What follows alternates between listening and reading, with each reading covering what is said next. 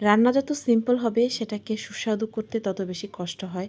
আর এর জন্য হয় সুন্দর একটা রেসিপি ফলো করে সেটাকে তৈরি করা। তো আসসালামু আলাইকুম, আমার আজকের আয়োজনে আমন্ত্রণ জানাচ্ছি। আপনি যদি এই সিম্পল লতি রান্নাটা সুস্বাদু করতে না পারেন তাহলে আজকের রেসিপিটা আপনার জন্য। প্রথমেই কড়াইতে আমি পেঁয়াজ দিলাম, হলুদ আর মরিচ দিয়ে পরপর আদা রসুন জিরা এগুলি দিয়ে দিব।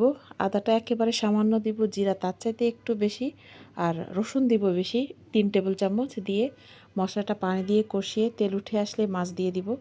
আপনি যে কোনো মাছ দিয়ে এটা রান্না করতে পারবেন, তবে আমার কাছে তেলাপিয়া রান্না করলে বেশি মজা লাগে, তাই আমি তেলাপিয়াই দিয়েছি। মাছটাকে এমনভাবে কষাবেন যাতে এই কষানোর মধ্যে মাছটা প্রায় 90% হয়ে যাবে। আর লতিটাকে আমি আগে একটু লবণ দিয়ে ভাপিয়ে নিয়েছি প্রায় 3-4 মিনিট, তাই লতিটা খুব তাড়াতাড়ি রান্না হয়ে যাবে। সেক্ষেত্রে মাছটাকে ভালোভাবে আগেই কষিয়ে নিতে হবে।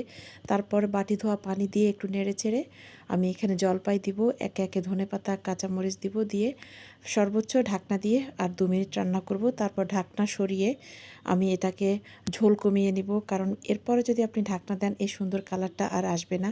আর এটা দেশি লতি, তাই এটার কালারটাও খুব সুন্দর এসেছে। হয়ে গেল আমার লতি রান্না। এবার গরম গরম আপনি ভাতের সাথে পরিবেশন করুন। আমি হলফ করে বলতে পারি এত সুস্বাদু লতি আপনি এর আগে কখনোই খাননি যদি এই রেসিপিটা ফলো করে আপনি রান্না করেন।